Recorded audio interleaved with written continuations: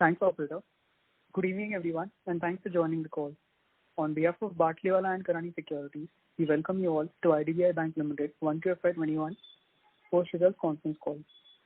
We have with us today the management of IDBI Bank Limited, represented by Sri Rakesh Sharma, Managing Director and CEO, Sri Samuel Joseph Vedraj, Deputy Managing Director, Sri Suresh Khatanar, Deputy Managing Director, and Sri Ajay Sharma, Executive Director and CFO.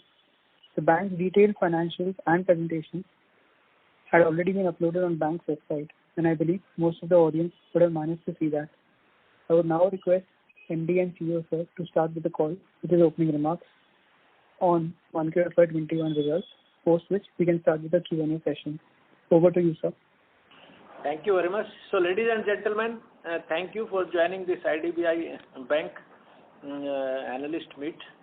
So, I'll just give a brief about the performance and then we can go for question answer.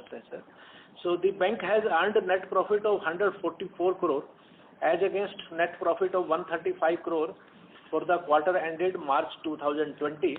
And the previous quarter in June 19, there was a loss of 3,801 crore. So, there has been a profit before tax of 438 crore against PBT of 290 crore for the quarter ended March and a loss of 5,381 crore in June 19 quarter. The operating profit, NII and NIM have shown continuous and substantial improvement. Operating profit has improved 39% YOY and NII has improved by 22% YOY. The net interest margin has also improved from 2.13 as on June 19 to 2.81 June 20. In fact, we have been showing continuous improvement on NIM on quarter-on-quarter basis. So, now coming to the business part. So, business part, of course, there has been degrowth in the gross advances, but because the bank is under PCA for the last 4 years, so we have been growing mainly in retail and MSME portfolio. So this retail, there has been a YOY growth of 10%. But the only thing is that, this because of COVID situation, if you see in last year in June 19 quarter, we had made disbursement of 3,221 crore. And actually in all quarters our disbursement have been more than 3,500 crore. But in June 20, due to COVID situation, the disbursement were only 726 crore.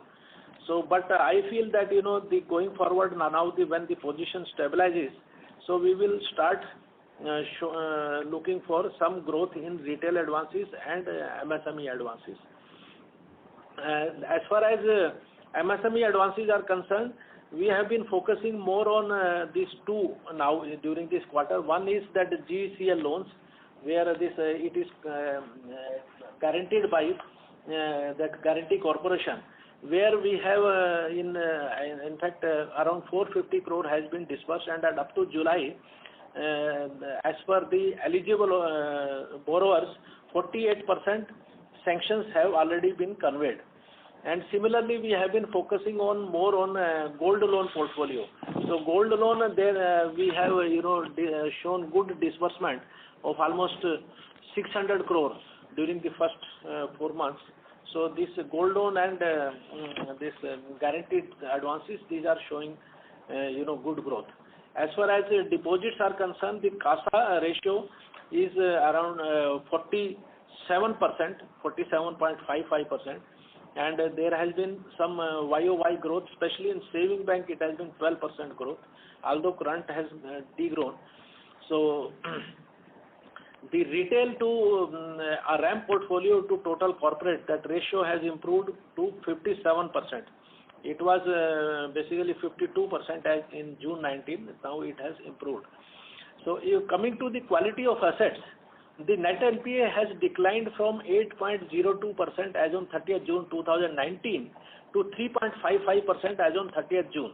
So there has been quite good improvement in the quality of advances. The net NPA, as you will see, it is only now 4,474 crore, and aging provision is almost evenly distributed over the next 4 years, so that there will be no excessive burden in any quarter. In fact, the excess recoveries over and above the provision will take care of aging provisions, and the slippages, if you see, have been declining. This quarter, the slippage has been 69 crore, and in existing accounts, some additional NPA addition is there, about 62 crores. So slippage is, of course, partly, I will agree, it is partly because almost 57% of our borrowers on an average have availed the moratorium, and although this number has been coming down, in fact last time when we had met in May, it was 66%. Now on an average for bank as a whole, it has come down to 57%, and if today's date, if you see, the number has come down to 52%, because every day some of the borrowers are opting out. So the SMAs also, if you see, as on 29th February, that book where we had given that standstill class, the SMA number was 7,620 crore, which has now come down to 1,451 crore.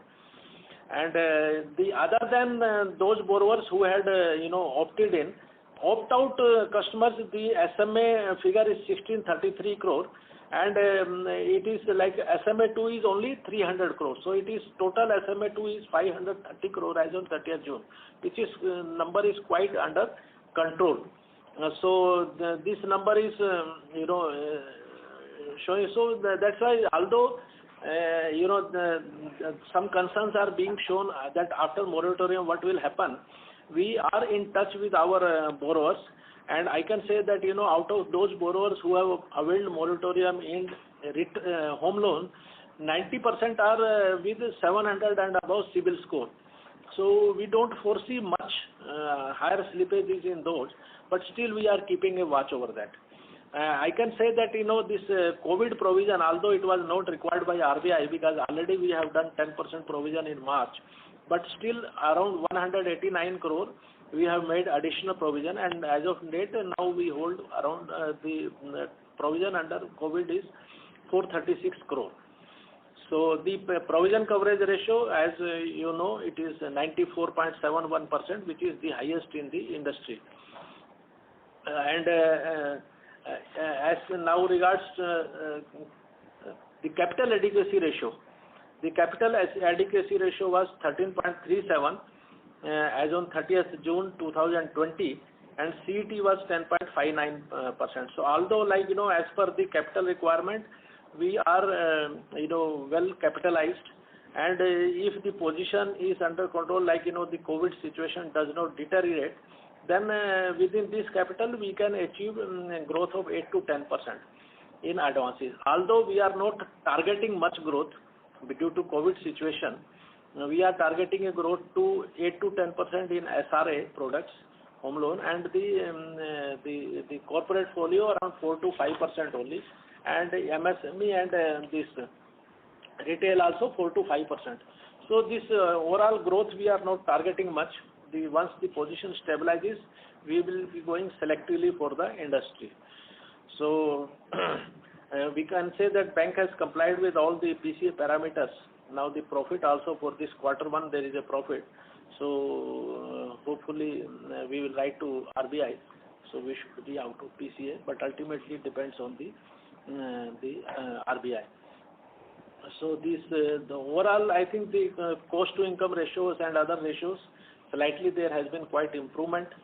So we hope this situation will continue like this. LIC synergies are working out well, and we are getting some good business from LIC synergies, and this should help us in further improving our income. So way forward, of course, we are working on some organization transformation also, and focusing more on digital business, so that this in COVID situation we can make best use of this. So with that, I think I'll stop my presentation here, and I'll request if some question and answers are there, we can go for it. Thank you very much. Thank you very much. We will now begin the question and answer session. Anyone who wishes to ask a question may press star and 1 on their touchtone telephone. If you wish to remove yourself from the question queue, you may press star and 2. Participants are requested to use handsets while asking a question. Ladies and gentlemen, we will wait for a moment while the question queue assembles. Reminder to the participants, anyone who wishes to ask a question may press star and 1.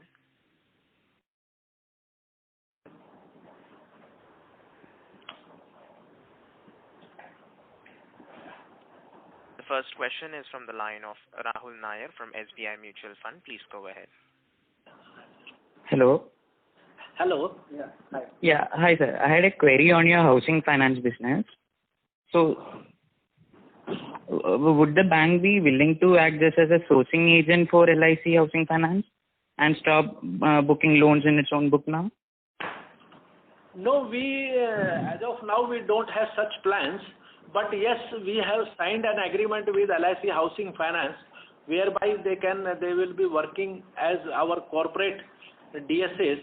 So wherever they are not able to finance due to certain reasons, so those business can be diverted to our bank. So presently we have entered into that agreement. But after a year or so, we can work out those possibilities are not ruled out. But as of now, we don't have such plans. Okay. So going forward, is there any chance that the housing finance business might get merged? As of now, there is no decision has been taken as of now. So if such anything the decision comes up, we will certainly inform you. Presently, Okay. they have their own business portfolio, and we have our business portfolio is 71% of our business, this home loan business is for the salaried class. Only 29% is for the self and professionals. And we don't have much builder financing and all these things. So we are having our own business model which is quite good, and the NPAs in our home loan portfolios are only 1.13%, which is quite good. Presently we are continuing with that. Okay sir, thank you. Thank you. The next question is from the line of Rahul Nandwani from Centrum Broking. Please go ahead. Hello. Yes, sir. If I look at your SMA number from March to June, it has come down sharply from 6,000 around to 3,000. So is this largely due to repayments? Because the slippages for the quarter are very low. So is this repayments? Now, basically, we can interpret in two ways. One is, of course, the around 50% of the book, if you see, roughly 50%, half of the book is in moratorium, half of the book is outside moratorium. So outside the moratorium, if that book is there, in that SMAs, if you see, the SMAs in 50% of the book is 1633 crore, which is also quite under control, which includes SMA 0, 1 and 2. And SMA 2, if you see, it is only around 300 crores, 311 crore. So that is under control. So that is because, the recovery positions have been good. Remaining 50% of the book which is under moratorium, if you see that on 29th February, the SMAs were 7,620 crores, which has now come down to 1,451 crore because of good recoveries only. Of course, our target is that by the time the moratorium is over by 31st August, we should be able to bring down to almost nil. So that is the target. So the recoveries, that is why I am saying that recoveries as of now are working well. So once the moratorium is over, some uncertainties are likely to be there, but the way we are in contact with our customers, I hope the position will be under control. And so one more follow-up question. So just on the moratorium number, why is it so high for you being a public sector bank? Because if I look at the private peers, they are somewhere in the range of 10 to 20%. So why is the number for us around? Mainly, I will like to say, it depends on what method you have adopted. When this RBI had announced this moratorium as on 27th March, I think it was announced. Yes. So that time, initially what we understood that, it has to be extended to all. So then we had given moratorium to extended this facility to everybody. But at the same time, we have given message to message that if you want, these are the implications. You will have to pay interest. So if you want, you can opt out. So certain borrowers have opted out also.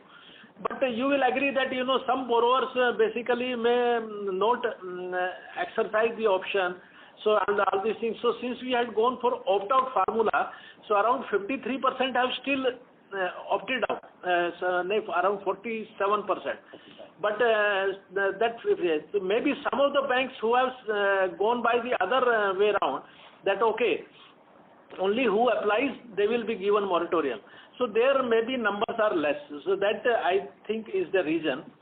But as far as the moratorium is concerned, I don't think, as I said earlier, that our advances portfolio, that home loan portfolio is quite good. The overall NPA as of now is only 1.13%.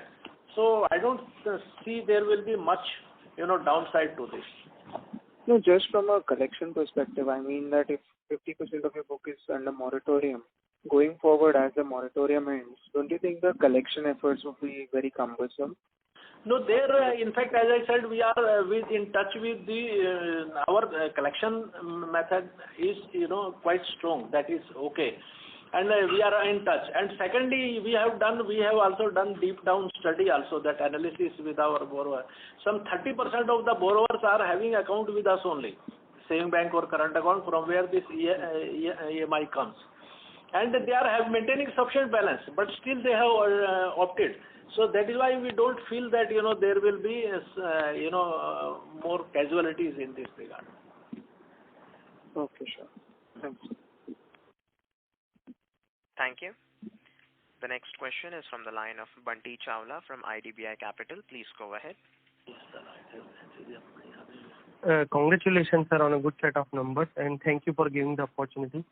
Just on the same moratorium part, the number has reduced from 66% to 57% as of June. So can we say that the numbers which has been reduced, they have paid all the 4 months EMIs, or is the June month EMI they have opted in, they have paid and opted out of the moratorium? Is it my understanding right, sir? No. Once if one has opted out of moratorium by formally writing to us, so okay, he is taken out. Now, as far as dues are concerned, I cannot assure you that he has paid 100%. So if he has not paid 100%, he may fall under one of the SMA category. But you can see our SMAs are also not very high. So I cannot make a categorical statement, but I assume that if he is opting out now, definitely he will be paying and then only opting out. He would not like to become a SMA by opting out. So presumption is that, but it should be the way you are thinking. So we can say at least June EMI they have paid, because they have opted out of the moratorium in second phase. EMI he has paid, because then only he will consider. Otherwise, why would he like to be tagged as a defaulter and to be reported to credit?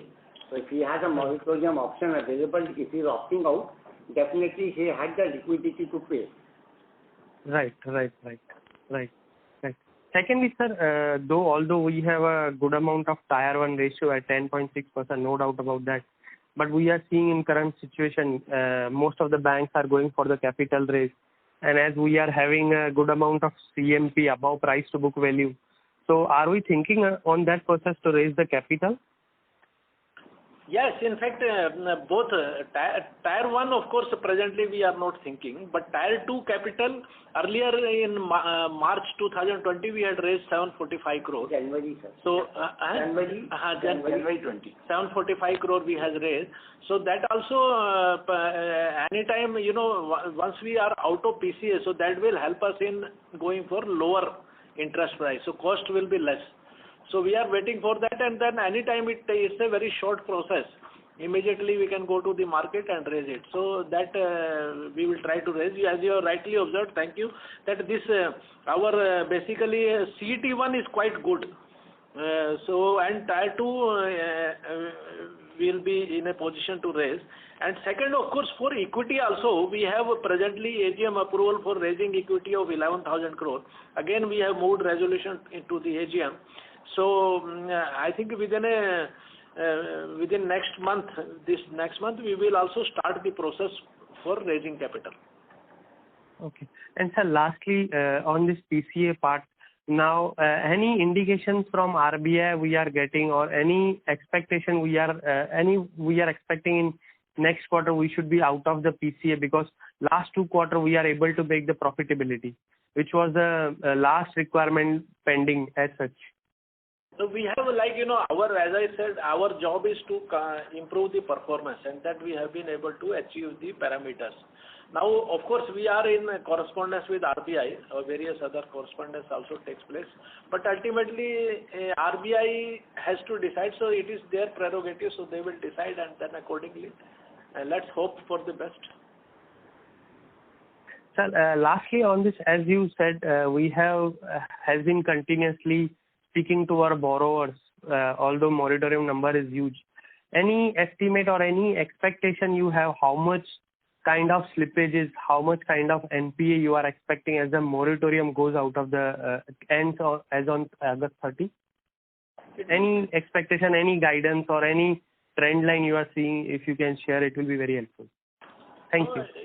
It will be really very difficult to say the number, but certainly, our earlier the slippages have been quite high because of that corporate advances. But as far as the retail were there, it was quite very much under control.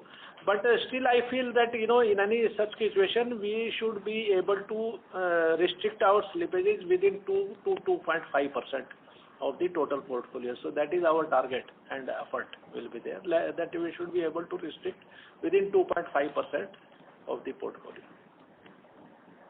Lastly, sir, on this, previous participant has asked that we have a agreement with LIC Housing Finance. So are we saying that corporate book or developer book which we don't have, now LIC will be a DSA for us, which will be giving us the book of the only home loan only. Okay. See, it will be essentially for the MSME and agri loan portfolio also, and all other products other than home loan, they will be canvassing for us. So for which there is an agreement to this extent. Okay. Thank you very much, sir. Thank you. Reminder to the participants, anyone who wishes to ask a question may press star and 1 at this time. The next question is from the line of Prabhat Anantaraman, individual investor. Please go ahead. Hi. Thanks for the opportunity, sir. So just a follow-up from this previous question that the analyst had asked. Just to reframe the question, because I had a similar question. What we're hearing is many banks, when they're reporting this change in moratorium before moratorium 1 to moratorium 2, they all have given different comments. Some have come out and said that as long as the customer has paid the immediate month's dues, he's been shifted out of moratorium, and some have been very prudent and in saying that as only when you pay all your dues from the time moratorium was given, we've opted the customer out of the moratorium. So what kind of practice are we following as a bank? If you could just throw some light on that, if that's possible. The moratorium opt-out is dependent on the borrower's liquidity position and his whether he is impacted by the COVID impact or not. So all those people, who feel they are not impacted, they are opting out. For example, in our case, we had given 100% moratorium, but it has come down to now 51%. That itself shows that the engagement with the borrowers is high, and all those who feel secure in the environment, they are opting out also.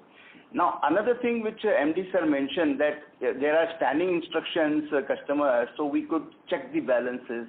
30% of those people who have opted moratorium have funds available, but as an abundant precaution and as a safety measures, they would like to retain the liquidity. So that is another reason it is happening.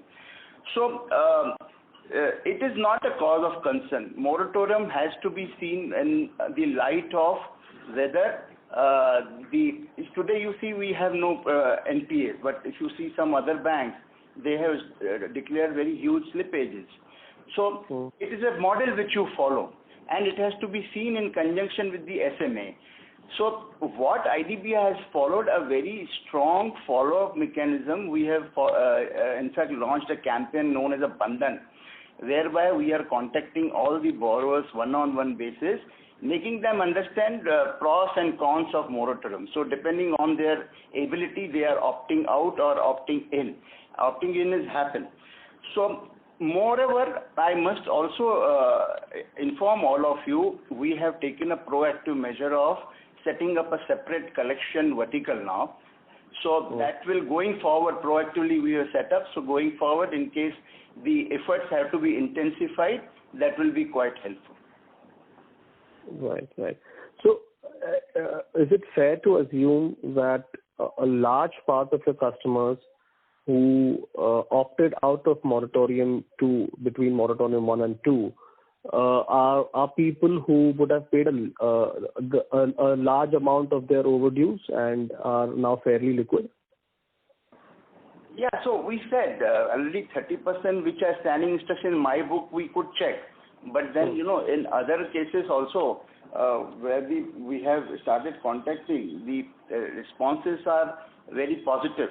They say they are liquid enough, but they want to hold the balances with them. Because the moratorium facility is available, they would like to avail, because nobody is certain about the future, how long it will continue, when it will stop, how it will stop. So people have availed this as an advantage available to them.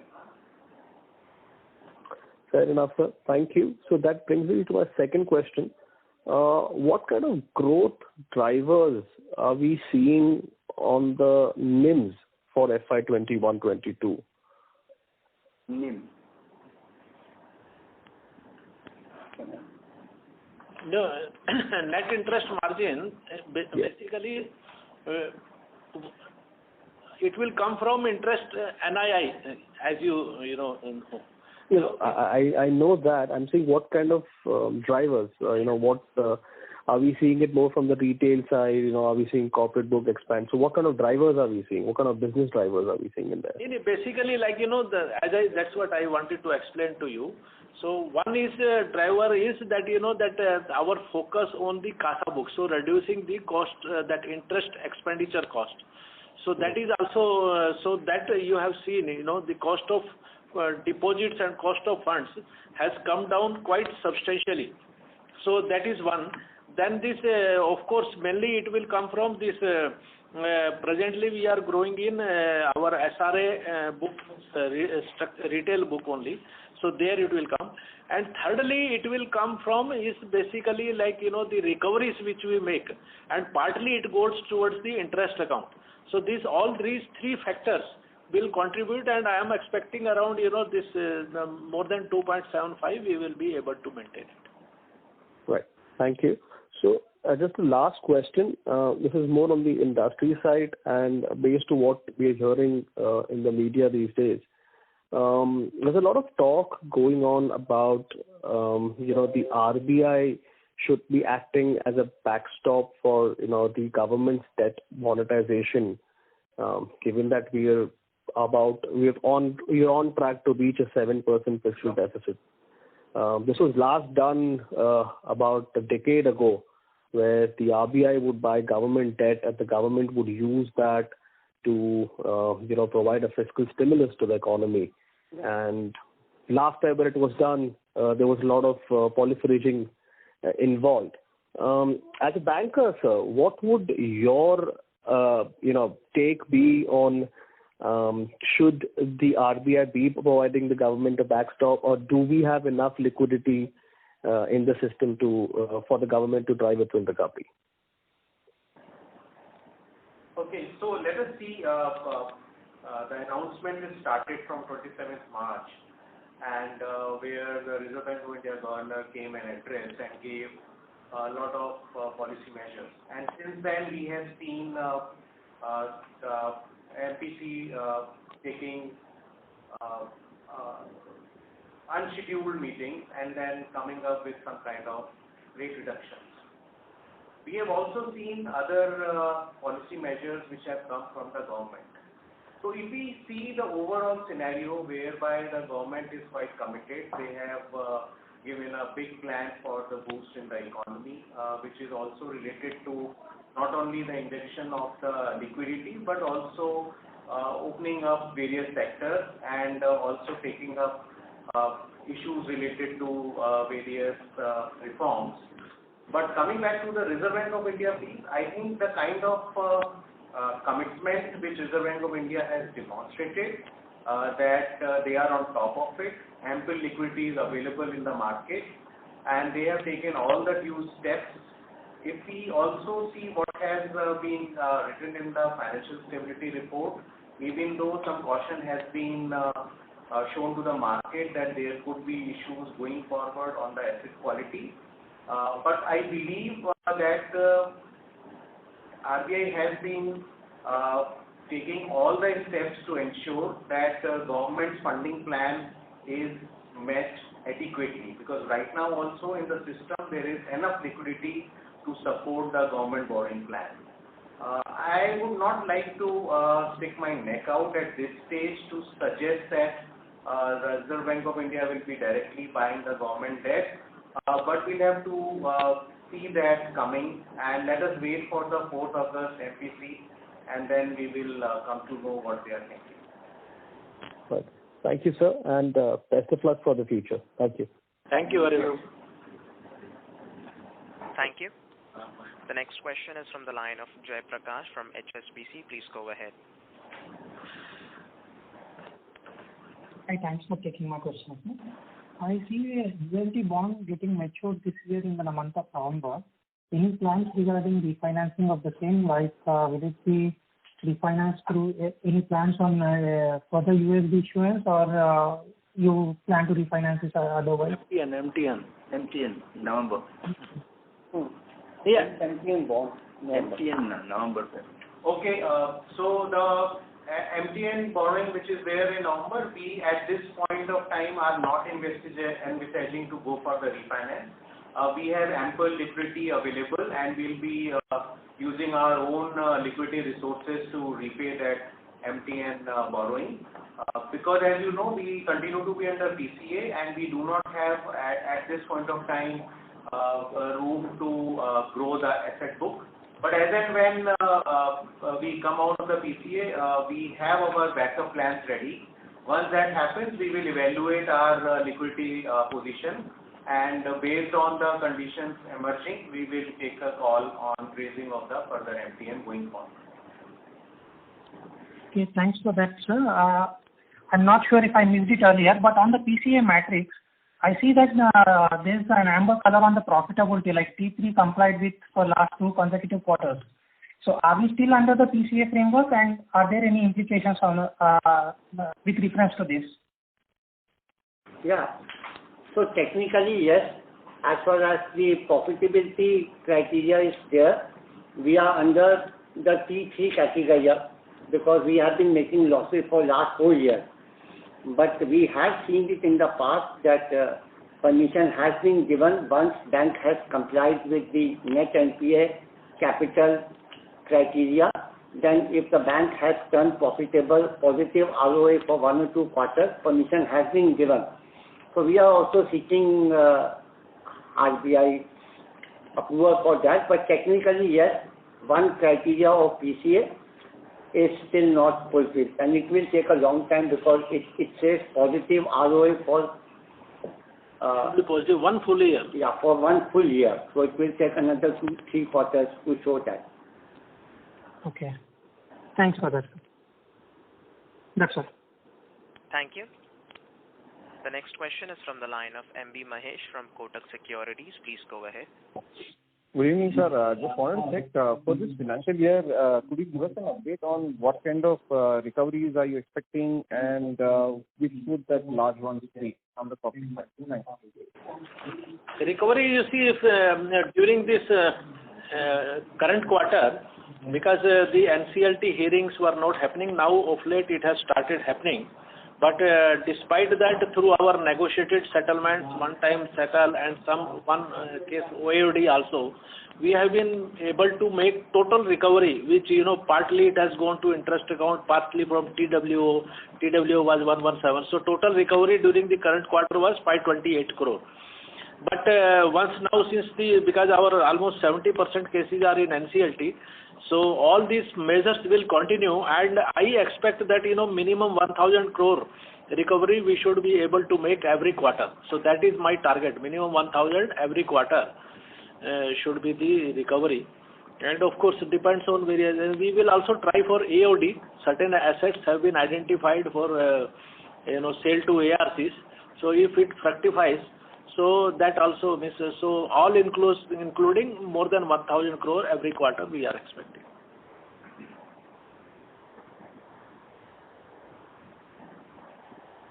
As well as the movement in the NII as well as the... Sorry to interrupt you. There was an audio loss, sir. Please repeat your question. No, the question is that this would include everything, right? It would include the income which comes into the interest income, the recovery from written off, as well as the reduction in net NPLs. Minimum 1,000 crore per quarter. Yeah. Okay, perfect. Done. Thanks a lot. Thank you. The next question is from the line of Raj Ahuja from Ahuja Advisor. Please go ahead. Thank you, sir. Thanks for this opportunity. Sir, my doubt is regarding the various analytics that we are using to understand, the movement in the accounts which are under moratorium.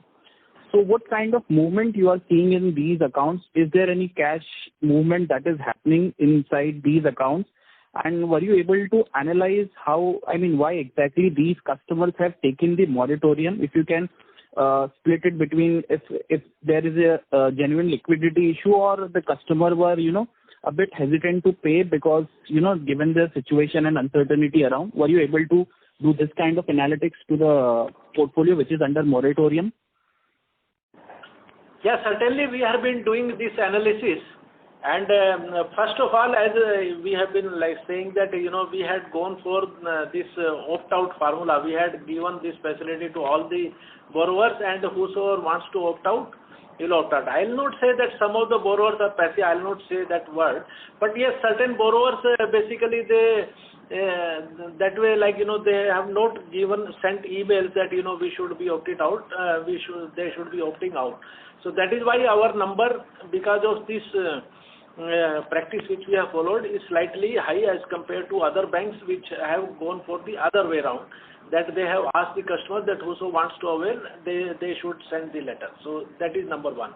Number two, as I said, optics wise, that our 71% of our borrowers are salaried class, and 90% of our borrowers who have opted for moratorium, that we have done the analysis, they have the CIBIL score of more than 700. So certainly they are having good CIBIL score. So naturally they may not like to spoil their CIBIL score. Third thing, 30% of our borrowers who have opted for moratorium, they are having account with us only, and they are having sufficient balance which can be used for repaying these loans. But still they have gone for moratorium. When we discuss with them, they want some additional comfort in case of any untoward incident. They want to have liquidity with them. So all these reasons give us, a strong thing to believe that, okay, there may be some issues. I will not say that, all of them, after the moratorium is lifted, all of them will pay well in time. There may be some except here and there, but I don't see, much very, critical problem there.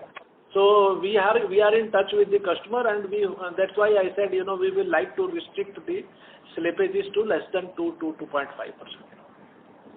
Yeah.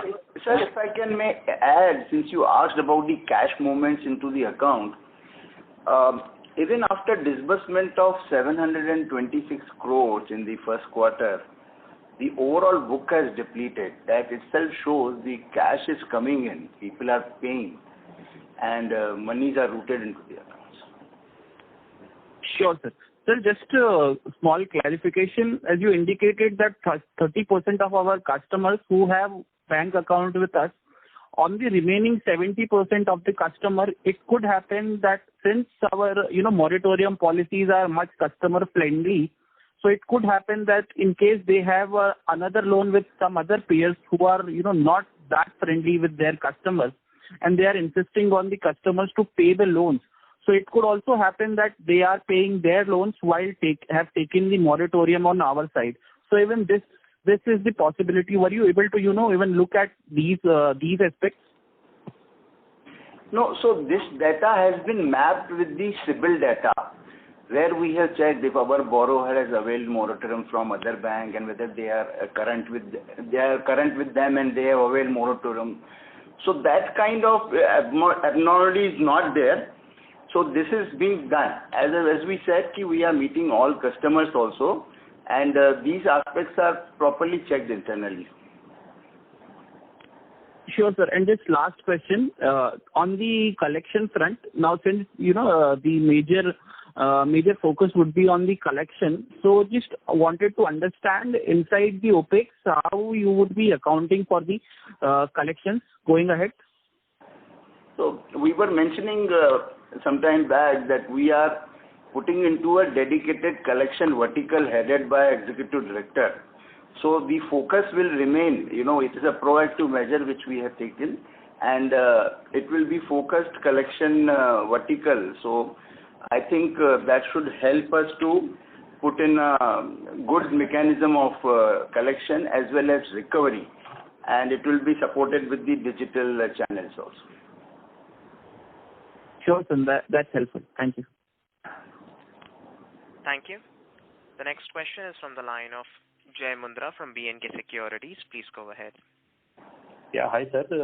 Sir, if you can tell us something more of some segmental details on moratorium, on how much is moratorium in industry, agri, retail, services, and this moratorium 52%, sir, is it June end or this is after, or this is somewhere in July?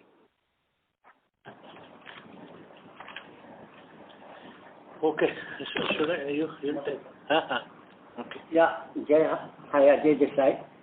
So we have the segmental bifurcation also. So on the corporate front, I'm giving you the numbers in terms of value of the loan outstanding.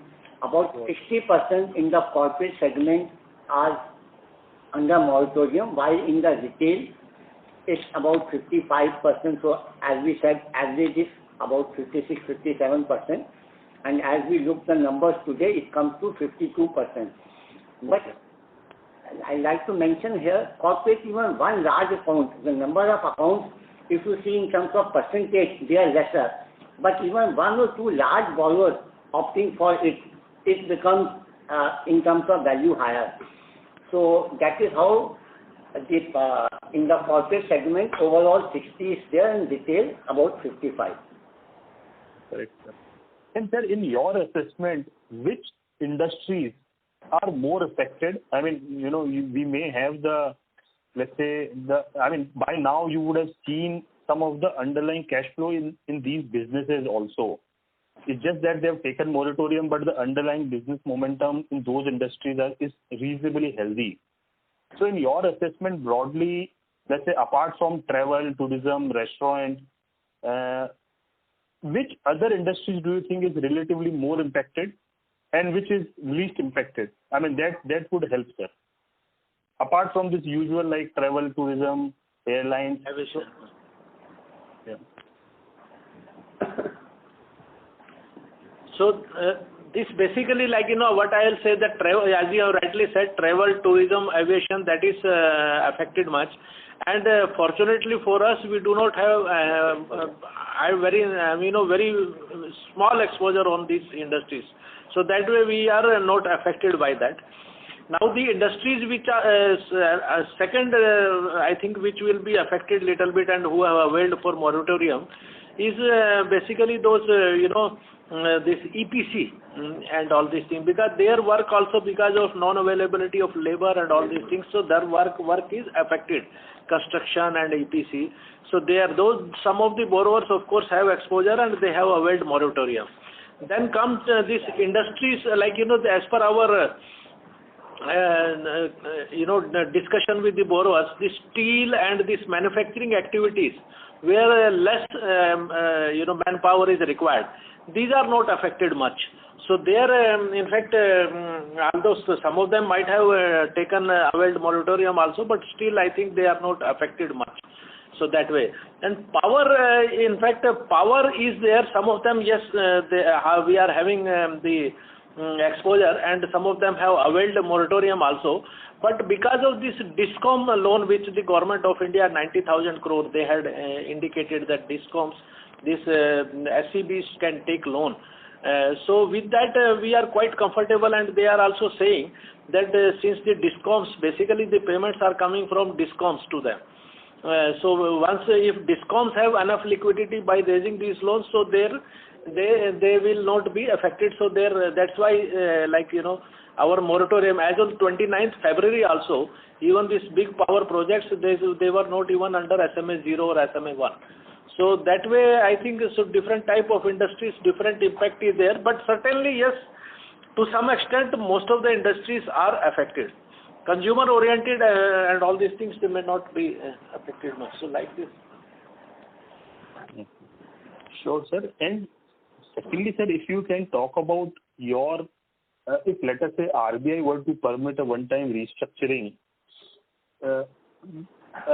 do you envisage any change in the way RBI has done restructuring earlier? Or do you think that there should be some more safeguards or some modification required based on your experience, based on RBI experience? Or it could be just plain vanilla restructuring that we have seen earlier? And also, sir, if let us say restructuring comes in policy, hypothetically, do you think you would have enough time to implement that restructuring by the time moratorium ends? Or that is also a bit of a question mark, that even if RBI provides restructuring, the implementation may take its own time. Thank you. Yeah, I agree with you. Extension of moratorium beyond this August 31st may not be strictly required, though certain industries are more affected than the others. But this moratorium has been a one-size-fits-all approach, where the moratorium has been extended uniformly to everybody.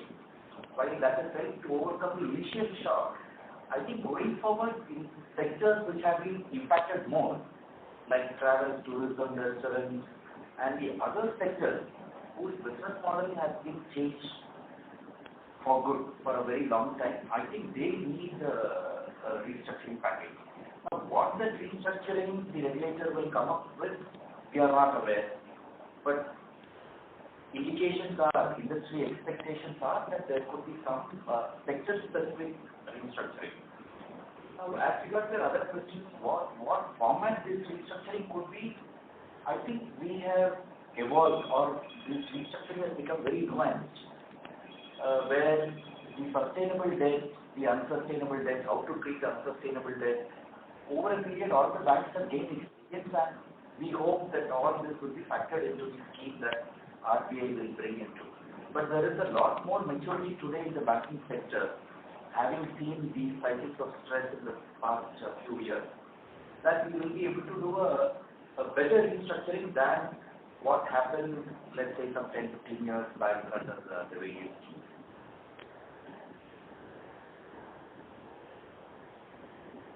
Sure, sir. Thank you so much. Thank you. Ladies and gentlemen, that was the last question for the day. I would now like to hand the conference over to Mr. Bhavik Shah for closing comments.